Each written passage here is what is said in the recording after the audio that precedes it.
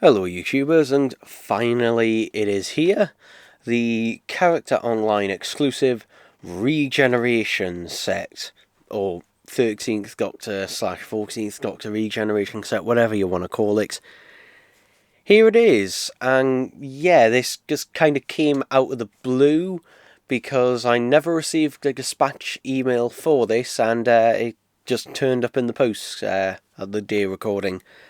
So yeah, let's take a look at it, shall we? So, I'm going to start with the less interesting figure, which is the Jody Whittaker figure. Now, this is my first, and probably will be only Jody Whittaker figure I will ever own. Because, yeah, I've never bought any of them because I didn't want one, to be honest. And the only reason I've got it here is because, well, I wanted a 14th Doctor. So, yeah, now this one is suitably different, this one, if we zoom out. So, the head sculpt on that is exactly the same, although saying that, compared to others I've seen in the past, the paint apps on this one do seem a lot sharper, a lot crisper on this one. I have seen some of the releases in the past where the paint was pretty thick on them, and that has been a problem in the past where they apply too much paint, which means you lose a lot of the detail in the process. Whereas this one, yeah, this one looks pretty crisp, pretty good. Now, they've painted over where the earring is, I think.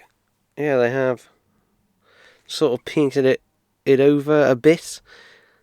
So, because she's not actually wearing the earrings in this. Also, it was really weirdly packaged like this in the head, which is something I'm going to talk about. So, this Jody Whittaker, the Jody Whittaker figures have an interesting ball-jointed head like this, which, yeah, since the neck is already pointing a bit forward, kind of makes, and with the hug like that, when she looks down like that, at some angles, she almost looks a bit hunchbacked. And yeah, I definitely prefer the older Hexalgus because of the way the neck is slightly pointing forward and it being on a ball joint. You can get some sort of interesting looks from there. So yeah, but other than that, the coat itself is mostly the same as ever, except this time we've got new forearms that have the shirt poking out, and you can see the coat there is folded over on both sides. We've got a scarf here which is just glued on to the actual coat, but yeah, I think it does hide itself pretty well in there, and unfortunately it's not painted on the other side, which it's just left a green, which I'm assuming is just the colour of the raw PVC. So yeah, this is not really much of a surprise because, for example, certain, not all, but certain 4th Doctor figures, for example, the Pyramids of Mars variant, that one, the back of the scarf of that one is just completely white. But yeah, it's a bit odd to have it completely green on the other side, but thankfully you can't really see it unless you look at very particular angles. And again, the jumper, this is a brand new jumper torso, which is of the 7th Doctor's jumper, or the Lavazzi version, which means that the colours in that are, you know, a bit more pastel-y, I think is the word to use for this. But yeah, and then we've got the tie and the shirt and everything. And then the legs, which are very stiff on this figure, which again are just repainted legs to look like the actual legs themselves. Which I'm having a bit of trouble focusing on them. There we go. And then we got the boots and that.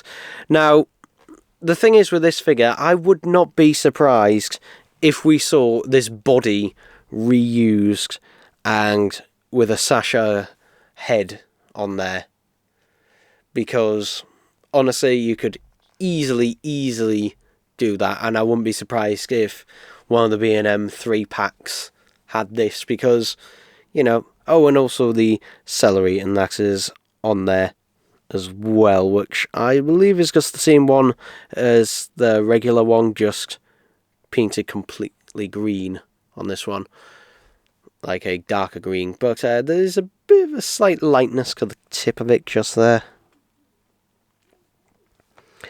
But yeah, I mean, as a figure, I'd say this is probably the best variant that we have, to be honest. But yeah, as a regeneration set, there's a slight problem with it in the fact that this is not the costume Jody Whittaker regenerates into. So yeah, there's that kind of angle, because normally, you know, in previous regeneration sets, well, the only one that has been released as a set is the 9th/10th Doctor one. You know, generally both Doctors are in the same costume, it's just the heads that are different. So obviously with this couldn't be the case, because for whatever reason the clothes regenerate with the Doctor. But anyway, let's take a look at the more interesting figure. So here we have the 14th Doctor with the classic David Tennant crotch and legs. Ooh, isn't that amazing, seeing those again? Which is the only part of this figure that has been just reused from previous figures, but that's not a bad thing. I mean, David Tennant, as far as I know, hasn't changed his legs, and that I think he's still got the same legs he always had. So, yeah. But taking a look, the head sculpt.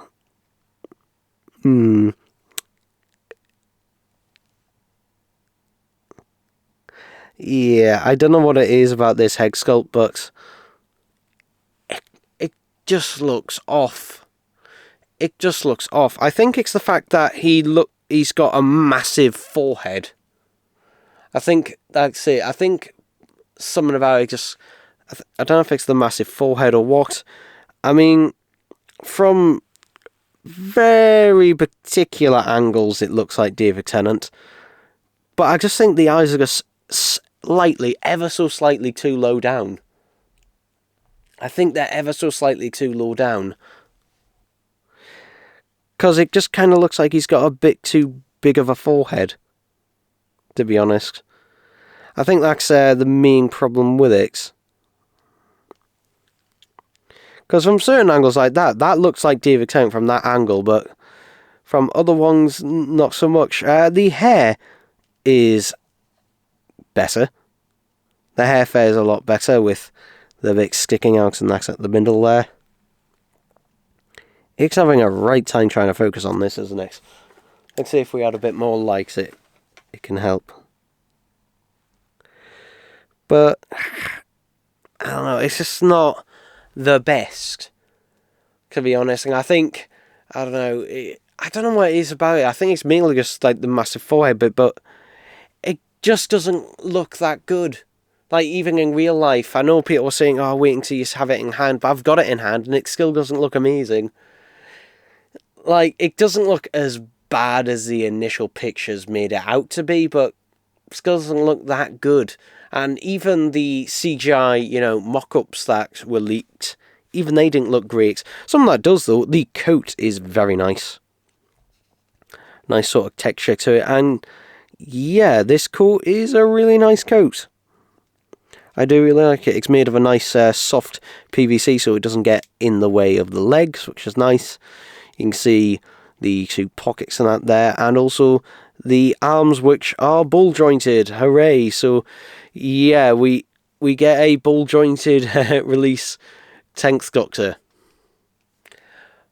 which yeah, I think the only other one that was officially released was the well, not 10th Doctor, this is a 14th Doctor, but the only one officially released was the tuxedo variant, because obviously there was some fuck-ups at the factory and we didn't get the ball-jointed one at B&M last year, even though we should have. Anyway, taking a look at the costume, you can see the waistcoat here and the tie. Which again is nicely detailed. You can see he's just got the one button done up. And also, I don't know if I'll be able to show this. Am I able to show this? Yeah, just about. You can see the sculpting in that there on his arse. But a bit of the sculpting there on the shirt, because this figure it's going to get a release at B&M, just a coatless version, because there's a bit, they wouldn't bother going to all the detail of sculpting all that on the back, you know, if they weren't going to do a release. And there are CGI mock-ups of this as well, official ones. So yeah, this is going to get a coatless release at some point this year. I reckon if it isn't at B&M, it'll be possibly even a retail release if they decide to do that. But yeah, that's going to happen. Now, this figure is really nice in terms of that, and in terms of the head and everything. But yeah, something I haven't mentioned yet, and I'll show it in the box.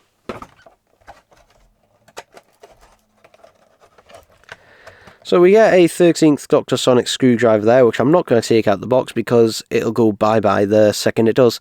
Interestingly though, it's just completely silver, that they haven't given it an orange tip, which is slightly disappointing. But yeah, no 14th Doctor Sonic screwdriver, which I would have preferred. I would have much preferred to have had that. Well, to be honest, I would have preferred to have had both, because this is, you know, a bit more of an expensive set. This is 30 quid. So, you know, it's on the more expensive side of this. Now, I'm not saying it's bad for the money, you know. Like, I don't feel ripped off by this, but, you know, a sonic screwdriver for Tennant just would have made it, you know, go that extra mile, I'd think. Because, yeah, I'm getting really sick of Doctors not having sonic screwdrivers anymore. I'm getting really sick of this, particularly with the B&M sets. So, yeah, hopefully he gets one at some point. Again, hopefully with a coatless version at B&M. But yeah, it's just a bit annoying that he has no sonic screwdriver to pose with. Now, taking a look at the packaging, here we have the backdrop, which you can see there's David Tennant's hair sort of starting to appear through. And yeah, I do quite like this sort of Regeneration backdrop. But the main box itself is one of these window boxes. And yeah, I do quite like the packaging. Now, whether this is the new style guide or whether this is just something special for this, I don't know. But yeah, if we just take a look. This window, interestingly, I don't know if this is the case on everyone's, but it's not Velcroed on. So it means it doesn't stay shut. The previous window boxes were Velcroed shut, whereas this one isn't. So yeah. And also Alduar claimed that this is a brand new type of box that they've never done before. Apart from the times where they have done it before, for example, the Time of the Doctor set, that Sherlock figure, the only difference is this is just one giant window. But yeah, we get some information and that here, and a nice lovely big window telling us, yes, it's an online exclusive. Now, this bit inside may be what the new packaging motif is going to be like. I don't know. My only problem with it being just completely white, you know, like this, is that these boxes could probably very easily get marked. And also, I'm wondering, you know, how well this white will hold up. I do like the diamond motif and that going around there, and the little cutout on there. To be honest, I don't know, I'm kind of mixed feelings about this, because it kind of ruins its sort of a clean, you know, look to it. Especially also putting the, I don't know, did they have to put the bloody BBC logo, you know, above it on this? I would have slightly preferred it if it was just completely white, just with the Doctor Who logo. I think that would have looked pretty clean. Maybe that has to legally be on there on the front, even though they've got it on bloody every other side. But yeah, you got to remember it's the bloody BBC. But overall, I do like this set. And yeah, it may be a little bit more expensive than a B&M set, but again, I don't mind paying more if you get, you know, the quality in that there. And if this means we can get figures like this, then yeah, it's definitely more worth the while. But the thing is, considering the Jody Whittaker figure reuses so many parts, and even the 14th Doctor figure does, you know, I would have hoped the budget would have stretched that slightly bit further to include that 14th Doctor Sonic Screwdriver. And I know what someone's going to say, oh, what about spoilers and that, and blah, blah, blah. But we've already seen it in pictures. We've already seen it. We've seen a picture of David Tennant posing with it. We know what it looks like. And also, it's a sonic screwdriver, you know. It's not a massive plot-relevant thing that's going to spoil the 60th anniversary. It's just a sonic screwdriver. But anyway, that's it for this review, and I'll see you next time. Bye-bye.